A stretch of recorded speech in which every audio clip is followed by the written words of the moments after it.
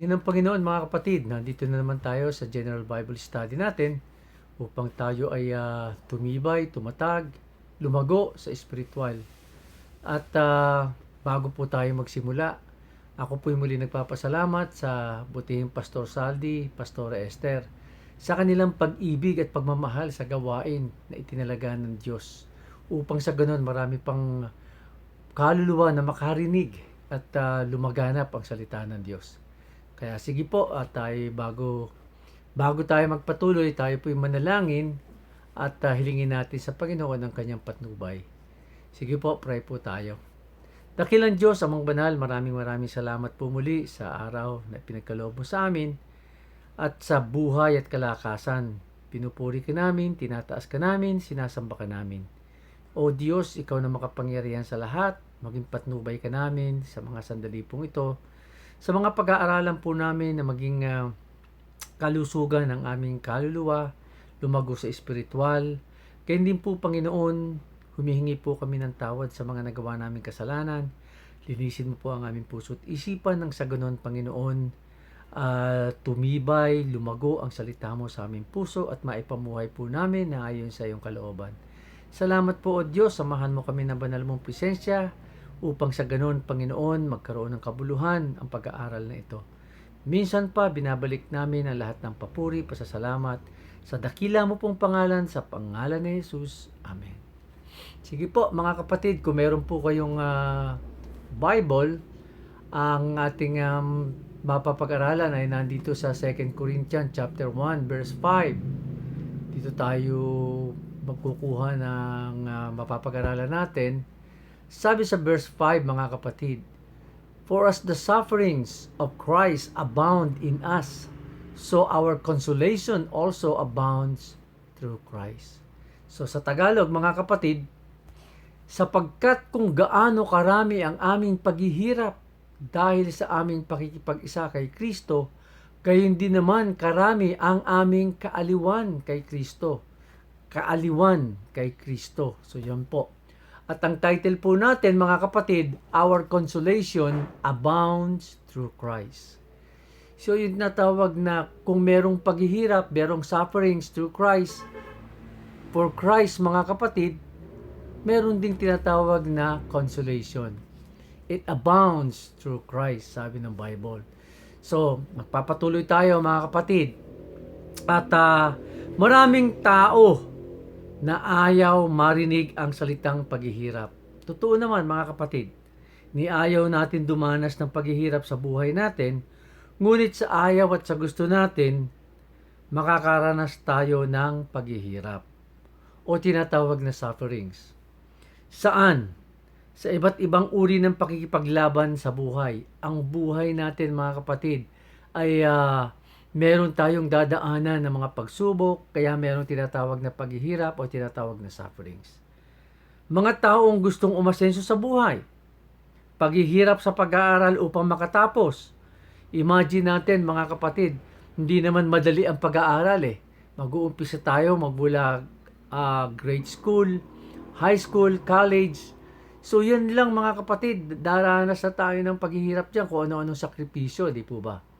Tapos, mga kapatid, paghihirap sa pagtatrabaho upang itaguyod ang pamilya. So after na nag-aral, after na nakatapos, nagkaroon tayo ng tinatawag na hanap buhay, patuloy pa rin eh. Ala namang madaling trabaho. Imagine, may mga tao nagtatrabaho ang gabi, ginagawang araw, at yung araw, ginagawang gabi. Minsan, lumalampas sa tamang oras, sabi ng iba, 8 oras, pero iba, umaabot ng 12 hanggang 16 hours, 18 hours, na talagang napakahirap para kumita ng pera, mga kapatid. So yan lang ang pinagdadaanan natin, pakikipaglaban natin sa buhay natin, mga kapatid, upang itaguyod yung mga pamilya natin. Labanan, paghihirap, mga kapatid. Maging sa mga taong na sinasabi natin na naging matagumpay, mga kapatid, hindi madali para sa kanila. Yung mga nagtagumpay na tao, mga kapatid, naging successful, dumanas din ng mga hirap yan. Marami nga dyan, puro failure eh. Bago magkaroon ng success, di ba? Failure, naging fail. Puro hindi naging successful kagad. Pero dahil sa pagpupursige, mga kapatid, nakapagtagumpay sila. So, sabi dito, yung tinatawag na makaahon sa paghihirap, mga kapatid, bakit dinaranas ng tao? Bakit halos lahat ng tao dinaranas ang sufferings o yung paghihirap? Ang lahat ng dinaranas ng tao na paghihirap sa mundong ito ay sanhi ng kasalanan. Diba, mga kapatid, nung nagkaroon ng problema si Adan at si Eva, mga kapatid, dito pumasok yung tinatawag na judgment ng Diyos sa tao. Kaya kung mapapansin ninyo, wala naman taong hindi dumanas ng hirap eh. Mababae ka, malalaki ka, walang excuses eh, di ba? Sabi ng Bible, mga kapatid, sa Genesis chapter 3 verse 16 hanggang 19, dahil sa kasalanan, dumaranas ng ang tao ng tinatawag na paghihirap o sufferings. Hindi ka naman kumain ng hindi mo pinaghirapan. So sabi rito, mga kapatid, dito na pumasok yung judgment ng Diyos sa tao. Pagkatapos na hindi nila sinunod yung kautusan ng Diyos, dinisobey nila yung salita ng Diyos na bawal ito, pero dahil sa sinubukan nila, mga kapatid, na gawin ito, lumabag sila sa pinag-uutos ng Diyos. At dumating yung tinatawag na judgment ng Diyos sa tao. Ang sabi sa verse 16, sa babae naman, ito ang sinabi, sa pagbubuntis mo'y hirap ang daranasin, at sa panganganak, sakit ay titiisin. Ang asawang lalaki, iyong nanaisin, pasasakop ka sa kanya't siya mong susundin. Verse 17, ito naman ang sinabi ng Diyos kay Adan, dahil nakinig ka sa iyong asawa, nang iyong kainin ang pinagbabawal kong bunga, dahil dito'y sinusumpa ko ang lupa sa hirap ng pagbubungkal, pagkain mo'y magmumula. Imagine, mga kapatid, paghihirapan mo, yung kakainin mo, magbubungkal ka ng lupa, ang sabi dito. Sabi pa sa verse 18, mga damo at tinik ang iyong aanihin, halaman sa gubat ang iyong kakanin. Di ba totoo naman, mga kapatid? Bago ka magtanim, aalisin mo muna yung mga damo, lilinisin mo yung mga damo dyan sa lupa, bubungkalin mo, paghihirapan mo, bago mo matamnan, mga kapatid. Verse 19, sa pagod at pawis pagkain mo'y manggagaling, maghihirap ka hanggang sa malibing, dahil sa alabok doon ka nang galing, sa lupang alabok ay babalik ka rin. Yan yung dinadanas ng tao. Yan yung sufferings. Kahit na sinasabi natin mabuting tao ka, wala kang ginagawang masama, dadaan ka pa rin dyan sa paghihirap. Bakit? Dahil po sa kasalanan. Yan yung dinadanas ng tao, mga kapatid. Dumating man tayo sa tinatawag na tagumpay, o yung naging successful man tayo, hindi pa naman natatapos doon. Patuloy pa rin yung tinatawag na paghihirap. Sabi rito, ngunit dumating ang habag ng Diyos upang iligtas tayo sa kapahamakan na tinatawag na eternal death.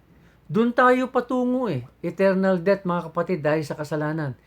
Pero yung habag ng Diyos, dumating yung blessing, mga kapatid, na binigyan tayo ng pagkakataon.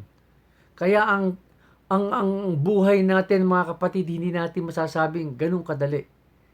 Pero dahil sa habag ng Diyos, ang sabi rito, mga kapatid, sa John o sa Juan 3:16, familiar na scripture ito, mga kapatid, sapagkat gayon na lamang ang pag-ibig ng Diyos sa sangkatauhan, kaya't ibinigay niya ang kanyang kaisa-isang anak upang ang sino mang sumampalataya sa kanya ay hindi mapahamak, kundi magkaroon ng buhay na walang hanggan.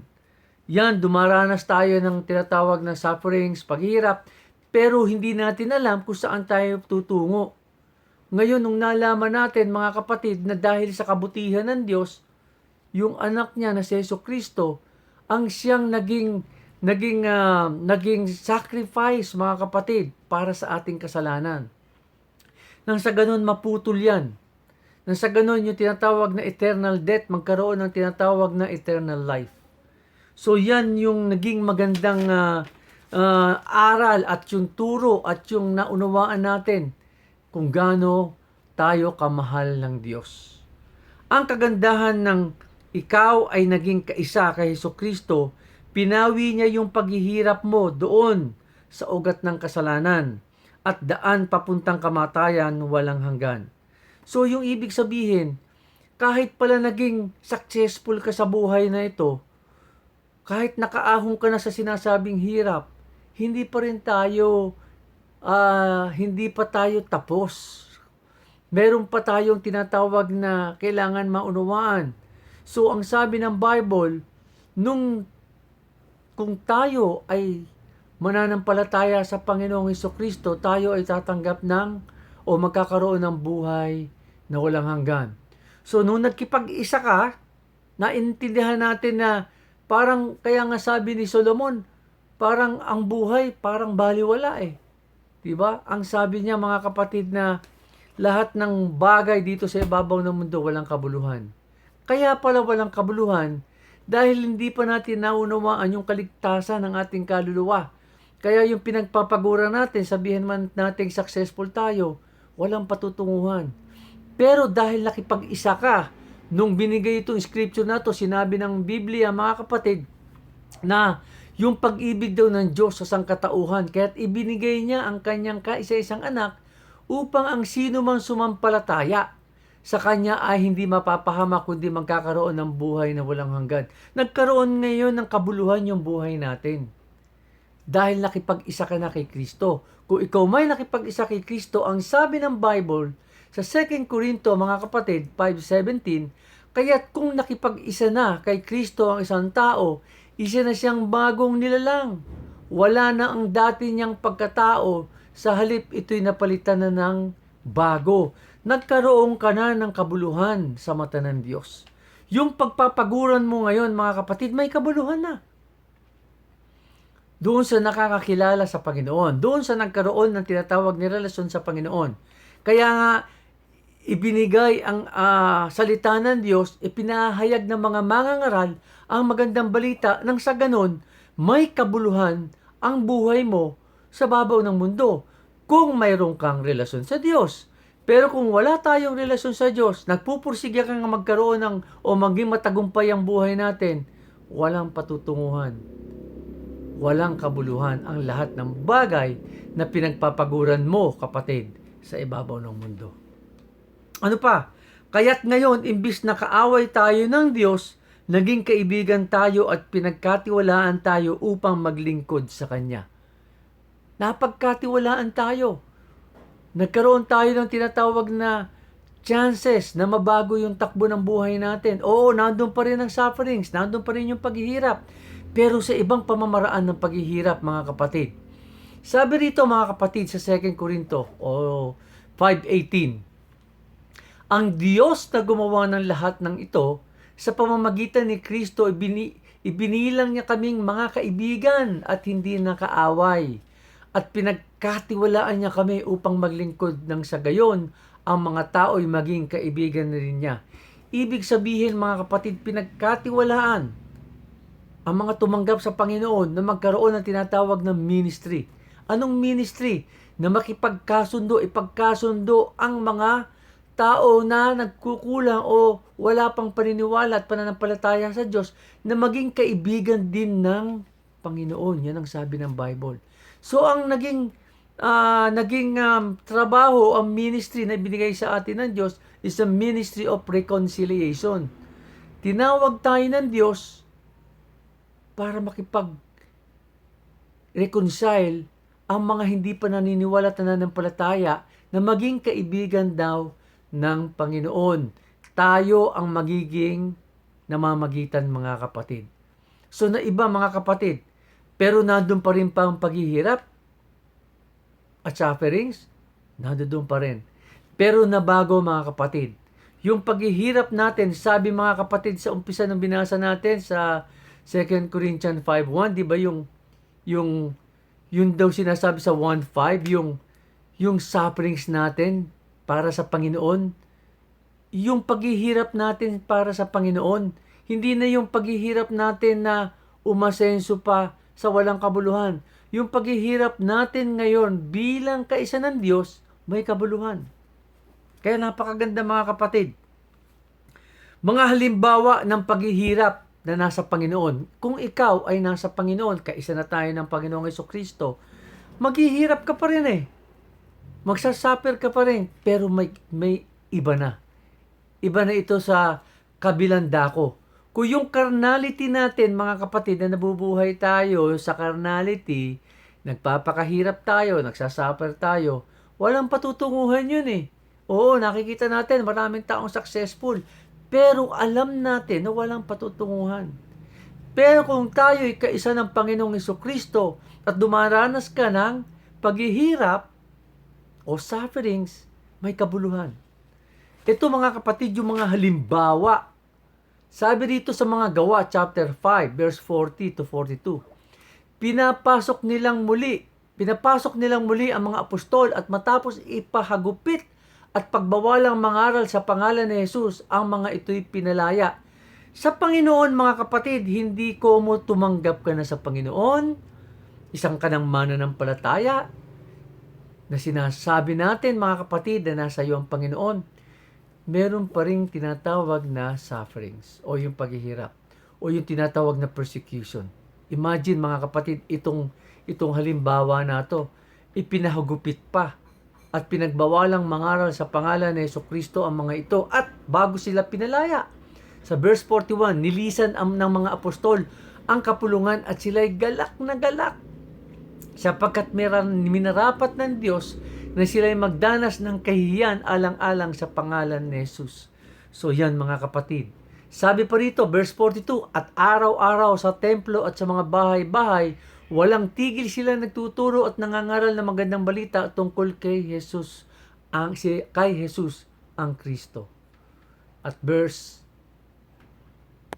sabi rito mga kapatid, nakita natin, binigyan sila ng tinatawag na kaparusahan, pero galak na galak pa rin sila. Natutuwa pa rin sila mga kapatid, nagagalak sila sapagkat nandoon yung tinatawag na kaaliwan nila mga kapatid. Sa kabila ng maraming paghihirap para kay Hesukristo raw, marandun din yung nakikibahagi ang kaaliwan para sa Panginoon. Sa 2 Corinthians, sabi dito, chapter 1 verse 7, kaya't matibay ang aming pag-asa para sa inyo, sapagkat alam namin kung paanong kahati kayo sa aming kahirapan. Magiging kahati rin kayo sa aming kaaliwan. Napakaganda mga kapatid kung naintindihan natin ang ibig sabihin. Tayo'y nahihirapan, naglilingkod tayo sa Panginoon, pero may kabuluhan. Meron tinatawag na kaaliwan. Meron tinatawag na comfort. Meron tinatawag na joy. Alam natin na yung ginagawa natin ay may kabuluhan. Hindi kamukha sa worldly o sa makamundong paghihirap. Walang magiging kabuluhan. Oo, magkakaroon tayo ng tinatawag na kayamanan, pero saan mapupunta ang kayamanan kung sa walang kabuluhan lang? Etong pinagtitibay natin mga kapatid, daranas ka ng paghihirap o merong persecution, merong mga pagsubok sa buhay, pero kasama natin ang Panginoon. Yun yung isang magandang halimbawa na tayo ay nagsasuffer, pero ang comfort ng Lord, ang aliw ng Lord sa atin. Ano pa mga kapatid? Sa unang Pedro chapter 5 verse 10, pagkatapos ninyong magtiis sa loob ng maikling panahon, ang Diyos na siyang pinanggagalingan ng lahat ng pagpapala, ang siyang magbibigay sa inyo ng kagalingan, katatagan, at lakas ng loob at isang pundasyong di matitinag. Siya ang tumawag sa inyo upang makibahagi kayo sa kanyang walang hanggang kaluwalhatian kasama ni Kristo. Amen. So yan mga kapatid. Kung ano man po ang dinadanas ninyo natin sa pagiging mananampalataya kaisa ni Kristo, count it all joy mga kapatid. Magalak kayo. Yun yung aliw. Yun yung binibigay sa atin ng Diyos. Kaya nagpapatuloy tayo Hindi doon sa walang kabuluhan na bagay. Na nagpapakahirap tayo at nagdadanas tayo ng yung sufferings na wala namang akinabang. So dito na ako mga kapatid. Ang mga dinaranas natin mga paghihirap o mga pag-uusig sa atin bilang kaisa kay Hesukristo ay nagpapatunay lang na nasa atin ang Panginoon. Kung wala tayong persecution, wala tayong sufferings, walang pagsubok sa buhay, ano kaya meron tayo? Baka wala tayong relasyon sa Diyos, o hindi tayo seryoso, o wala tayong pananampalataya. Sa kabila ng mga dinaranas natin sa paglilingkod natin sa Panginoon, siya rin na mag-aaliw sa atin. Ang Panginoon na mag-aaliw sa atin. Sabi rito mga kapatid sa 1 chapter 14 verse 1 to 3, huwag mabagabag ang inyong kalooban. Sumampalataya kayo sa Diyos, sumampalataya din kayo sa akin. Verse 2, sa bahay ng aking ama ay maraming silid. Kung hindi ito totoo, sasabihin ko ba sa inyong pupunta ako roon upang ipaghanda ko kayo ng inyong matitirhan? Imagine, may kabuluhan yung paghihirap natin. Meron, sapagkat ito yung sinabi ng Panginoon. At kapag naipaghanda ko na kayo ng matitirhan, ako'y babalik at isasama ko kayo upang kayo'y makapiling ko kung saan ako naroroon. Yung paghihirap natin para sa Panginoon, yan ang sukli sa atin ng Panginoon. Inihahanda ng Diyos, mga kapatid, ang silid para sa atin. May kabuluhan, hindi po ba? Kaya yung paglilingkod natin sa Panginoon, yung ginagawa natin sa Panginoon, pakipag-isa natin sa Panginoon, may kabuluhan. Yun yung tinatawag na joy in return na ginagawa natin, mga kapatid. Sabi pa rito mga kapatid, Juan 14:18, hindi ko kayo iiwang mga ulila, babalik ako sa inyo. Hindi tayo nagiging ulila. Hindi natin sinasabi, ba't ganito yung buhay ko? Nasa Panginoon na ako para pa ako nag-iisa. Hindi, kasama natin siya. Juan 14:26, ngunit ang patnubay, ang Espiritu Santo na isusugo ng Ama sa pangalan ko ang siyang magtuturo sa inyo ng lahat ng bagay at magpapaalala ng lahat ng sinasabi ko sa inyo. Yung banal na Espiritu ng Panginoon, mga kapatid. So yan mga kapatid, yung mga kapalit ng mga sufferings natin para sa Panginoon. Sa paglilingkod natin, binibigyan tayo ng kalakasan. Tinuturuan niya tayo ng mga bagay. Pinapaalalahanan niya tayo para maging matatag tayo, mga kapatid. Ano pa mga kapatid? Sabi rito, sa Juan 16:33, sinabi ko ito sa inyo upang sa inyong pakipag-isa sa akin ay magkaroon kayo ng kapayapaan. Imagine, dumaranas ka ng suffering, sumaranas ka ng paghirap, pero meron pa rin peace, may kapayapaan.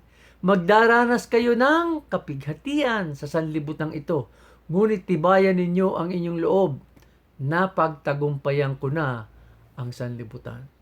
Assurance yan mga kapatid, guaranteed ng Panginoon sa paglilingkod natin, sa paghahayag ng magandang balita, sa pagsishare ng gospel, sa pakikipag-isa natin sa Panginoon. Ano ang sabi niya? Oo, meron tinatawag na kapighatian sa sanlibutan ito, pero tibayan daw natin ang ating loob sapagkat napagtagumpayan na ng Panginoon ang sanlibutan ito. Kaya nga mga kapatid, ang maglingkod sa Diyos ay kagalakan. Kaya tandaan natin, ligtas ka sa kamay ng Diyos. Oo, yung sinatawag na sufferings natin mga kapatid, nandyan. Huwag nating ipag-pray, Lord, wag mo po akong ipadanas ng anumang pagsubok na mabibigat. Ayoko pong dumanas ng ganito. Paano mo makikilala ang kapangyarihan ng Diyos sa buhay mo kung ayaw mong danasin yan? Sa ayaw at sa gusto natin mga kapatid, paglingkod ka ng Diyos, you have to be bold mga kapatid. Kinakailangan maging matapang ka na ihayag ang salita ng Diyos. Kung nahihiya kang ihayag ang salita ng Diyos, baka wala kang maging sufferings, baka wala kang paghihirap, wala kang pagsubok sa buhay, pagiging kaisa ng Diyos. Nasan yung pananampalataya? Paano mo makikilala at makikita ang kapangyarihan, kabutihan ng Panginoon kung wala tayong pagsubok sa buhay na nakipag-isa kay Kristo? Kaya nga yung iba, napapansin natin, bakit kinakailangan natin i-share yung gospel? Dahil maraming tao na nagsasuffer, naghihirap sa walang kabuluhan, pinaghihirapan. Ngayon, We are shifting yung tinatawag na sufferings natin para sa Panginoon na. Sapagkat may kabuluhan na yung ating paghihirap para sa Panginoon na. Ibig sabihin, meron na tayong minimithi, meron na tayong may kabuluhan. Hindi man kayamanan pang mundong ito, mga kapatid, carnality, pero spirituality, buhay na walang hanggan. Ito yung pinaglalaban natin, ito yung pinagtatagumpayan natin, ito yung pinagtitiisan natin, pinaghihirapan natin. Bakit? Pangako ng Panginoon yan eh. Pangako ng Panginoon. Kaya may labanan, may pagsubok, merong tinatawag na dapat natin mapagtagumpayan. Kaya yun yung pinimitin natin. Yun din yung sineshare natin na magandang balita sa Panginoon. Yung mga tao na hindi naunawaan, bakit hanggang ngayon hirap na hirap ang buhay ko?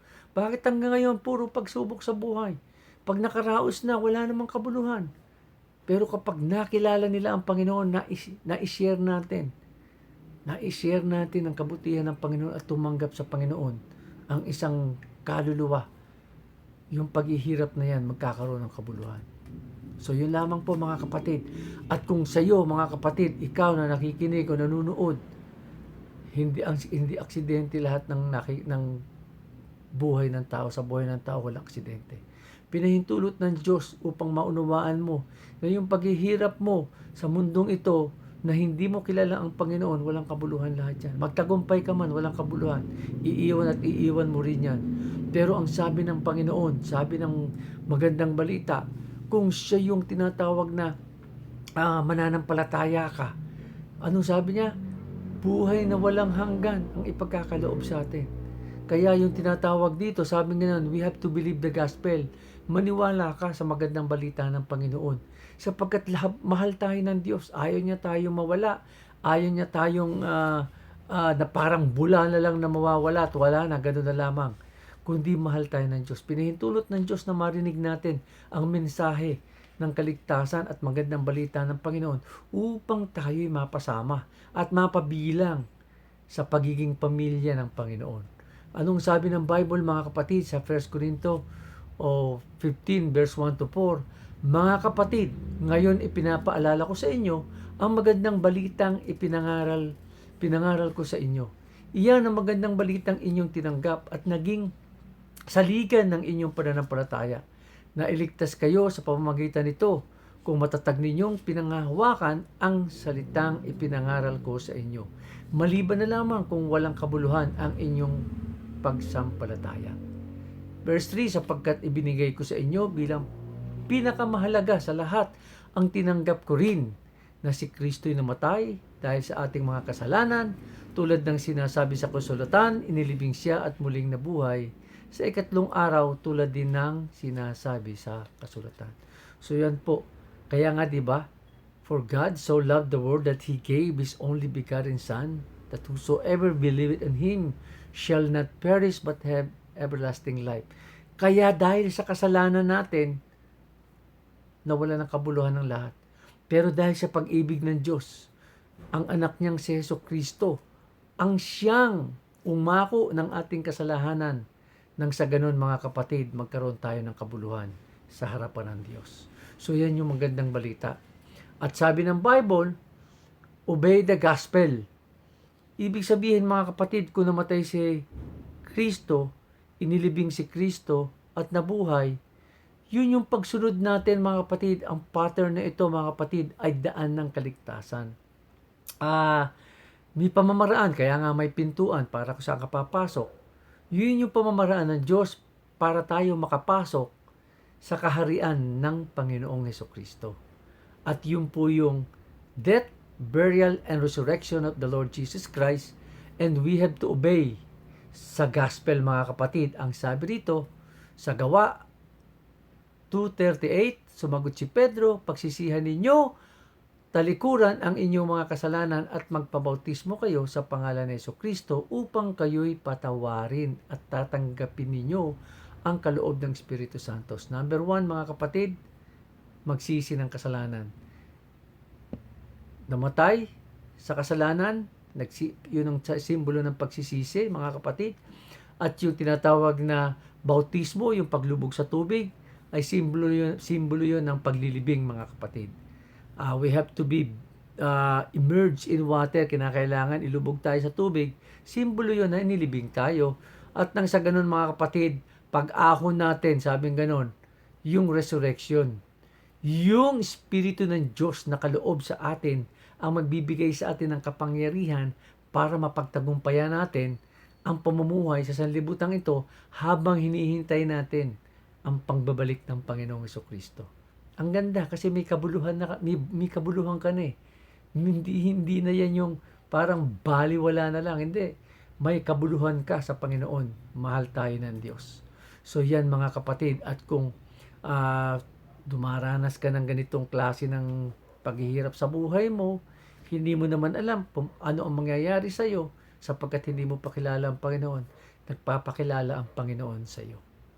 Tanggapin mo siya bilang Panginoon at tagapagligtas ng iyong buhay at guarantee may buhay na walang hanggan para sa iyo. So ako po'y mananalangin sa may gustong tumanggap sa Panginoon. Sundan niyo po ang aking panalangin at guarantee heaven will open for you for your salvation. Diyos ang kausap mo, hindi tao, hindi ako. Ang Diyos ang tumatawag sa iyo. Sige po, ako po'y mananalangin, panalangin ng pagtanggap sa Panginoon. Sumunod po kayo sa akin. Panginoong Hesus, ako po'y nagpapasalamat sa mensaheng na unawaan ko na ako'y isang makasalanan at sa pagtanggap sa iyo, ito ang maglilinis sa aking puso't isipan, sa aking kaluluwa. Panginoon, humingi po ako ng tawad sa lahat ng aking nagawang kasalanan. Patawarin mo po ako. Gayon din, Panginoon, sa mga sandaling ito, mula sa araw na ito, ikaw ang aking magiging Panginoon, tagapagligtas ng aking buhay. Sulat mo po ang aking pangalan sa iyong kaharian. At Panginoon, maraming salamat sa iyong mensahe. Sa pangalan ni Jesus, Amen. So yun lamang po, at to God be the glory.